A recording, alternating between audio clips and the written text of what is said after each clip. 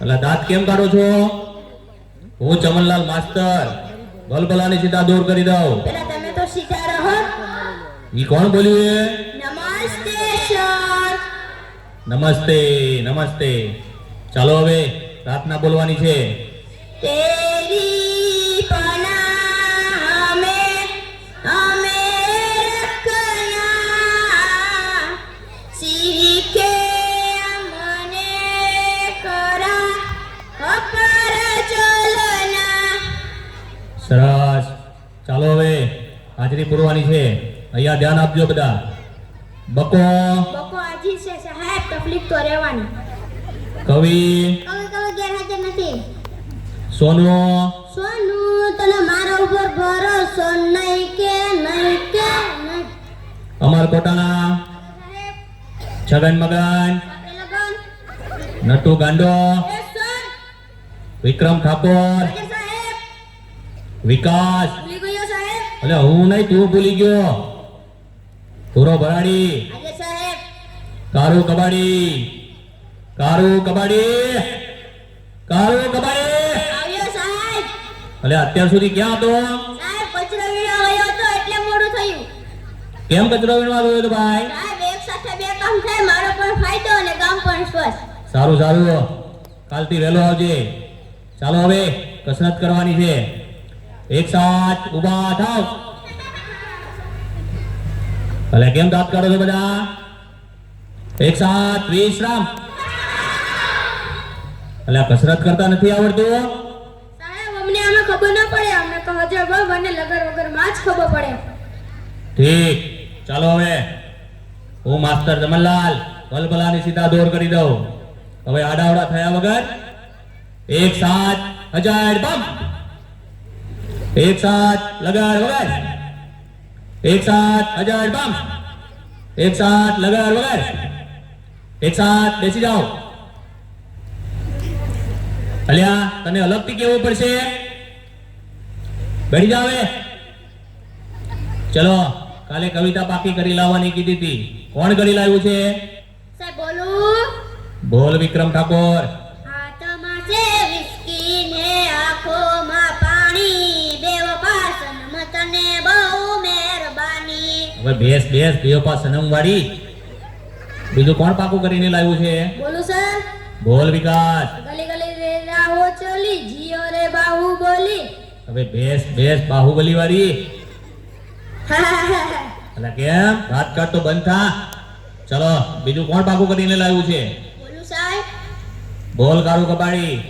રોટલો ફૂલે નહીં તાવડી શું કામની, તારો બાપુ બોમો ફોડે રે તારી માં ટીકડી ફોડે રે. હવે બેસ બેસ બોમ્બ ફોડવા વાળા. કોઈને સાચી કવિતા નથી આવડતી. ચલો બીજી કોને આવડે છે? બોલું સાહેબ. બોલ સોનુ. સોનાની સાંકળે બાંધ્યો ઈંડોળો, આંબાની ડાળ રૂપાના કડલા ચાર, વાલો મારો ઈચે ઈંડોળો આંબાની ડાળ. જો આને કહેવાય કવિતા. હાથમાં છે વિસ્કી વાળાઓ. ચાલો થોડા સવાલ પૂછી લઉં હવે, તેના જવાબ આપજો. ચાલો પહેલો સવાલ. સૂરજ ક્યાંથી ઉગે છે અને ક્યાં હાથમે છે? સાહેબ બોલું. બોલ છગન. ભલ્લા કાકાના ઘરેથી, પંકજ કાકાના ઘરેથી, યાસીન કાકાની વાડીમાંથી જીઓના ને આડિયાના ટાવર પાછળ આથમી જાય છે. ઠીક. હવે બેસી જા અને ટોપી સરખી કર. સાચો જવાબ કોણ આપશે? સર મને આવડે. બોલ નટુ ગાંડા. સૂર્ય પૂર્વ દિશામાં ઉગે છે, પશ્ચિમ દિશામાં આથમે છે. સરસ, સાચો જવાબ. બેસી જા. હે બુરા, કેમ વાતો કરે છે? સર અને કોની ચડ્ડી પહેરીને આવ્યો છે? મારા બાપાની. કેમ તારા બાપાની? સાહેબ મારા બાપા ભૂલથી મારી પહેરી વયા ગયા. ઠીક. બેસી જા હવે, કાલથી તારી પહેરીને આવજે. પછીનો સવાલ. પછીનો સવાલ. ચાલો સૌથી મોટો વાર કયો?